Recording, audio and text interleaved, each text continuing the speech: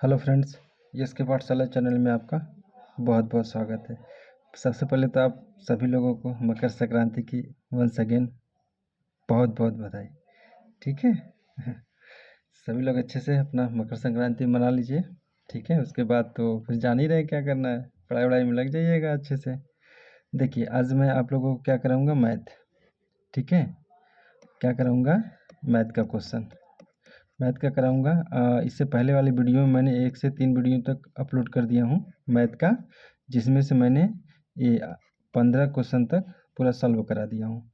ठीक है, इससे पहले के जो भी क्वेश्चन था, क्वेश्चन नंबर 15 इससे पहले मैंने करा दिया हूँ। और इसके पहले देखिए, ये 14 नंबर भी मैंने क्वेश्चन करा दिया, जो एयरवेज का क्वेश्चन था, इसका आंसर 25 आया था। ठीक है, और इससे पहले भी का भी क्वेश्चन देख लीजिए। अच्छा, ये डिस्काउंट का क्वेश्चन, ये 13 नंबर मैंने करा दिया था। यानी कहने का मतलब मैंने 15 क्वेश्चन तक करा दिया हूँ। ठीक है, आज मैं क्वेश्चन स्टार्ट करूँगा क्वेश्चन नंबर 16। ठीक है, किससे स्टार्ट करूँगा, तो क्वेश्चन नंबर 16 से। ठीक,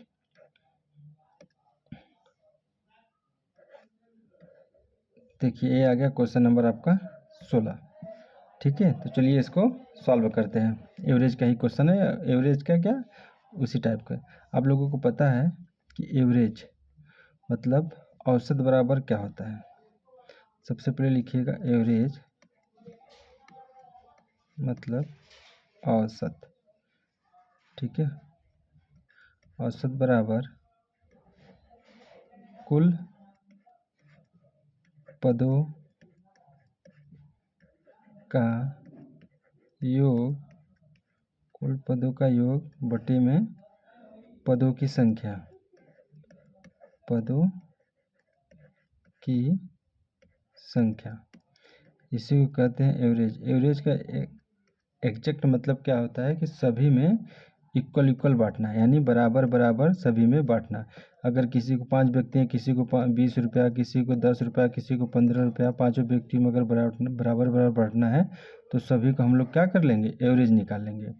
जैसे एवरेज के कहने का मतलब, एक को अगर 10 मिला, दूसरे को अगर 15 है, तीसरे को अगर 25 है या 20 है ना, और तीसरे को मान लीजिए मिल गया कि कितना, मान लीजिए कि 15। ठीक है, अब इसका एवरेज अगर पूछा जाए तो 15 15 30, 30 20 50 10 60, यानी 60 बटा के कितने हैं, 4 बटे के, यानी मैंने यही ना औसत होता है। कुल पदों का योग, पदों का योग करेंगे कितना आ गया 60, और पदों की संख्या, कितनी संख्या है, 1 2 3 4 बटे में 4 करेंगे, औसत कितना आ जाएगा, 15 चौका 60, यानी औसत कितना आ गया 15। तो सभी को क्या करेंगे, 15 15 दे देंगे, यही आपका औसत निकल के आ जाएगा। ठीक है, तो चलिए देखिए क्वेश्चन क्या है। एक वर्ष में सपना का औसत मासिक व्यय, औसत दिया है मासिक व्यय। ठीक है, प्रथम 3 महीनों के लिए 1100 रुपये था। ठीक है, देखिए अगर 3 महीने के लिए औसत दिया है व्यय 1100 रुपये था, तो उसका एग्जैक्ट कमाई जो व्यय होगा 11 तियाँ 3300 रुपये, यानी 3 महीने के लिए उसका व्यय कितना हो जाएगा, 3300। ठीक है, और फिर अगले 5 महीने के लिए औसत व्यय कितना था, 1000। तो टोटल कितना हो जाएगा, जोड़ेंगे तो 5000। ठीक है, 5000, और अगला क्या करा, और 4 महीनों के लिए 1200 रुपये, तो 12 चौक 4800। ठीक है, यानी 4800। सभी को ऐड कर दीजिए, 0 8 3 11 के 1 हाथ में आया 1, 5 3 8 4 12 1 13, यानी 131। ठीक है, यानी 1310 रुपया। ये क्या आ गया, इसका व्यय, एक साल क्या टोटल व्यय आएगा, यानी एक साल में इतना ये खर्चा कर रहा है। यदि कुल वार्षिक बचत इतने यानी 1300 रुपये थी, तो औसत मासिक आय पूछ रहा है। तो हम जानते हैं क्या जानते हैं कि आय बराबर, अगर किसी व्यक्ति को आय निकालना है तो उसका खर्चा व्यय प्लस में सेविंग बचत जोड़ देंगे तो क्या निकल जाएगा, बचत अगर जोड़ देंगे। देखिए राइटिंग थोड़ा सा बन नहीं पा रही है टैबलेट से लिखने पे, इसलिए थोड़ा समझिएगा, मैं इसलिए बोल रहा हूँ। आय बराबर उसका अगर हम खर्चा और बचत को जोड़ देंगे तो क्या निकल जाएगा, उसका आय। तो देखिए अब इसी को मैं यहाँ पर फार्मूला लिख के समझाता हूँ। तो आय बराबर व्यय व्यय प्लस में खर्च, व्यय प्लस में खर्च। ठीक है, तो देखिए मैंने क्या निकाला, व्यय कितना था 1310, तो व्यय लिख लीजिए 1310। अब देखिए और इतना कितना क्या है, इतना ये क्या किया है, अरे यहाँ व्यय और खर्च एक ही होता है यार। ठीक है, यहाँ मैंने देखिए बचत लिखा है ना, तो यहाँ खर्च नहीं रहेगा। एक मिनट इसको थोड़ा सा मैं रब करता हूँ। कहाँ गया इरेजर, ये रहा इरेजर। ठीक है, इरेजर लेके मैं इसको थोड़ा सा रब करता हूँ। यहाँ खर्च नहीं रहेगा, यहाँ हो जाएगा आपका बचत। ठीक है, क्या आ जाएगा, बचत। इसको लिख दीजिए बचत। तो कितना व्यय 1310 प्लस में बचत कितना है 1300 रुपया, प्लस में 1300 रुपया। अब इसी को ऐड कर दीजिए, टोटल बस अब जोड़ दीजिए। देखिए क्या पर यहाँ पर क्या हो जाएगा, खर्च कितना है 13,100, 13,100 प्लस, अब देखिए कुल वार्षिक बचत कितनी है 1300 रुपया। बचत कितनी हो गई 1300 रुपया। अब इसको ऐड कर दीजिए, खर्च प्लस बचत, तो अब आपका कितना आ जाएगा 144,000। ये आपका एक साल का आय। हमको पूछा औसत मासिक आय, क्या पूछा है, औसत में पूछा है, किसका पूछा है, मासिक आय। एक साल में कितने महीने होते 12, हमको प्रति मंथ का निकालना है, तो 144,000 में क्या करेंगे 12 से डिवाइड कर देंगे, ये कट जाएगा, आपका आ जाएगा 1200 रुपया प्रति मंथ, 1200 रुपया प्रति मंथ। आपका ऑप्शन नंबर 2 हो जाएगा इस क्वेश्चन का आंसर। ठीक है, चलिए अगला क्वेश्चन देखते हैं। क्वेश्चन नंबर 17, देखिए इजी है। इसमें क्या है, बस m/n बराबर कितना है, m का मान 9, n का मान 6। ठीक है, तो दोनों करेंगे 9 6 15 हो गया, इस टू, और इन दोनों का अंतर है, 9 में से 6 गया 3। ठीक है, तो 3 1 कम 3, 3 5 15, तो इसका क्या हो जाएगा 5:1, ऑप्शन नंबर 2। चलिए क्वेश्चन नंबर 18 देखते हैं क्या है। क्वेश्चन नंबर 18 देखिए, इसको ध्यान से समझिएगा। क्वेश्चन नंबर 18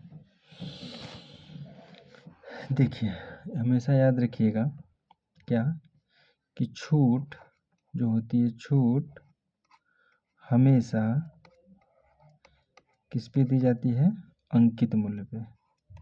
किस पे, अंकित मूल्य पर। ठीक है, इसको नोट करके रख लीजिएगा कि छूट हमेशा अंकित मूल्य पे दी जाती है। अब ये अंकित मूल्य क्या होता है, आप जब जाते हैं, किसके साथ, समझ गए ना, जाते हैं मॉल वॉल में, तो उस पर जीन्स पे टैग लगा रहता है, उस पर लिखा रहता है 1200 या 1500, वही होता है आपको अंकित मूल्य। आप वहाँ से उठाते हैं, कैश काउंटर पर जाते हैं, क्लिक करता है, 20% का डिस्काउंट करके आप उसको पैसा 1200 का दे के 800 रुपये चले आते हैं। ठीक है, ये हो गया आपका सेलिंग प्राइस, ये हो गया आपका अंकित मूल्य, ये जो डिस्काउंट दिया हुआ आपका क्या आएगा, डिस्काउंट परसेंट। ठीक है, समझ में आ गया। हाँ, तो यही होता है अंकित मूल्य, जो उस पर टैग रहता है, जो उस पर अंकित किया रहता है, जो उस पर अंकित किया रहता है। ठीक है, उसी को कहते हैं अंकित मूल्य। चलिए अब इस क्वेश्चन को हम लोग सॉल्व करते हैं। 25% की छूट दी जाती है। ठीक है, तो डिस्काउंट हमेशा किस में मिलता है, अंकित मूल्य पे। तो 25% का मतलब कितना हो गया 1/4, कितना मतलब हो गया 1/4। अब इस 4 को हम लोग क्या मानेंगे, MP मार्केट प्राइस, या इसी को कहते हैं अंकित मूल्य, और एक के इस पे देंगे डिस्काउंट। तो देखिए अंकित मूल्य, अब रेशियो निकालेंगे, अंकित मूल्य रेशियो विक्रय मूल्य, या इसी को कहते हैं SP। तो अंकित मूल्य अगर 4 रुपया है, एक अगर डिस्काउंट देंगे, एक का डिस्काउंट देंगे, तो बेचेंगे कितने में 3 रुपये के। लेकिन 3 में नहीं है। बेच कितने में रहे हो? 5175 में। 3 की यूनिट का वैल्यू 5175, तो 1 यूनिट का वैल्यू देखिए कितना आ जाएगा? 3 एकम 3 है ना, 3 सत्ते 21, 3 दूना 6, 3 पचे 15, यानी 1725 1 यूनिट का वैल्यू। तो जब 1 यूनिट का वैल्यू निकल गया तो 4 यूनिट का वैल्यू ये भी कितना हो जाएगा? 1725 गुना हो जाएगा। तो गुणा कर दीजिए, 4 पंजे 20 की 0, 4 दूनी 8, 2 10 की 0, 4 7 28, 29 की 9, 4 एकम 4 2 6, 6900। ये आपका answer. So option number 1 is the right answer. ठीक है, चलिए क्वेश्चन नंबर 19 देखते हैं।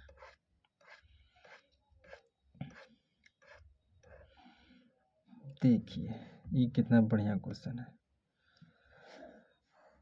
44 आम है, 121 केले हैं और 11 सेब है। उन्हें कई पंक्तियों में इस प्रकार व्यवस्थित करना है कि प्रत्येक पंक्ति में समान संख्या में फल और प्रत्येक पंक्ति में एक ही प्रकार का फल हो। पंक्तियों की न्यूनतम संख्या पूछ रही है। ठीक है, तो देखिए आम का कितना है? आम का कितना है? 44। केला का कितना है? 121। और सेब का कितना है? 11। ठीक है, हमको देखिए न्यूनतम पंक्ति दिखाना है। पंक्ति एक ऐसी संख्या लेनी है जो सभी को काट दे। ठीक है, तभी तो हमें न्यूनतम संख्या निकाल पाएंगे कि जो इसमें भी है। ये तो पंक्तियों की संख्या निकाल लेंगे हम, ये तो निकल जाएगा। बट ये देखिए लिखा है ना यहाँ पर, इस प्रकार व्यवस्थित करना है कि प्रत्येक पंक्ति में समान संख्या में फल हो। समान संख्या में फल हो, तो सबसे पहले इन दोनों को हम लोग क्या करेंगे? या CF निकालेंगे, हाईएस्ट कॉमन फैक्टर। तो इसका हाईएस्ट कॉमन फैक्टर कितना आएगा? 11। अब पूछेगा ये कैसे आ गया? अब इन दोनों का डिफरेंट ले लीजिए, ऐसा लीजिए कि सभी को काट दे। तो 11 देखिए सभी को काट देगा। 11 चौक 44, 11 अगर हम 121 और 11 एक कम 11, तो ये CF आ गया 11। यानी ये हमको मिल गया न्यूनतम पंक्तियों की संख्या। सॉरी, मतलब न्यूनतम पंक्तियों की टोटल नहीं मिला है। मतलब अगर हम आम के पेड़ में अगर 11 अगर बनाएंगे, 11 पंक्ति बनाएंगे, पंक्तियों में समान संख्या में फल हो। ठीक है, तो 11 चौक 44, तो देखिए आम में कितना पंक्ति बनेगा? ठीक है, 11 44 में अगर हम 11 को डिवाइड करते हैं तो यानी आम में कितना पंक्ति बन जाएगा? 4। और केला में देखिए कितनी पंक्ति बन जाएगा? 121 बटे के 11 यानी 11। और सेब में कितना पंक्ति बन जाएगा? 11 बटा 11 यानी 1। अब देखिए तो टोटल पंक्ति कितना हो गया? 11 चौक 44, अरे सॉरी 11 4 15, 15 1 16। टोटल कितनी पंक्ति बन गई? 16। इस क्वेश्चन का राइट आंसर होगा। ठीक है, पहले एचसीएफ निकालिए। ठीक है, हाईएस्ट काउंट फैक्टर निकालिए जो कि सभी को काट दे। अब देखिए आम में कितनी बनेगी पंक्ति? 4 पंक्ति। केला में कितनी बनाएंगे? 11। और यह सेब में कितनी बनाएंगे? 1। ठीक है, और कोई भी नंबर शेष नहीं बच पाएगा, सभी को इक्वल इक्वल हो जाएगा। ठीक है, चलिए अब अपना अगला क्वेश्चन देखते हैं। क्वेश्चन नंबर 20, और इस क्वेश्चन का लास्ट, इस सेट का लास्ट क्वेश्चन। देखिए इसमें सबसे पहले हमको पता है क्या ब्रेक करना है? छोटा कोष्टक, फिर मझला कोष्टक, फिर हाई बड़का कोष्टक। ठीक है, पहले ये, फिर सेकंड में ये, थर्ड में ये क्वेश्चन, इसी को ब्रेक करना होगा। ठीक है, चलिए तो सबसे पहले हम इसी को ब्रेक करते हैं। ठीक है, मझला कोष्टक लगाइए, 175 लिखिए, ये छोटका कोष्टक को बंद करिए। सॉरी, हाँ चाहिए 175 डिवाइड बाई, देखिए अब इसमें डायरेक्ट भाग दीजिए। 24 तियाँ 72 मल्टीप्लाइड बाई 3 प्लस में 5 ब्रैकेट बंद इंटू 2 मझला कोष्टक बंद भागे 2। अब ये वाला देखिए, अब 175 में 3 का मल्टीप्लाई करिए, 3 पचे 15 के 5, 1 3 7 21 1 22 के 2, हाथ से लगल 2, 3 1 कम 3 2 5। ठीक है, यानी 525 प्लस में 5 बंद इंटू 2 मझला कोष्टक बंद डिवाइड बाई 2। अब देखिए मझला कोष्टक 525 प्लस 5 कितना आ गया 530। ठीक है, अभी जब ब्रैकेट खोलेंगे इसका गुणा हो जाएगा कितना 20 मझला कोष्टक बंद डिवाइड बाई 2। 530 में 53 दूना 106 106।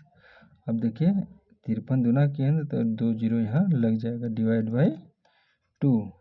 ठीक है, तो इसी का जब आधा करेंगे तो क्या आ जाएगा 2 पंजे 10 2 3 6 00, यानी ऑप्शन नंबर इस क्वेश्चन का बी सही होगा। ठीक है, चलिए ये हो गया सेट 20 फरवरी का 20 फरवरी 2024 का शिफ्ट फर्स्ट का पूरे 20 क्वेश्चन ख़त्म।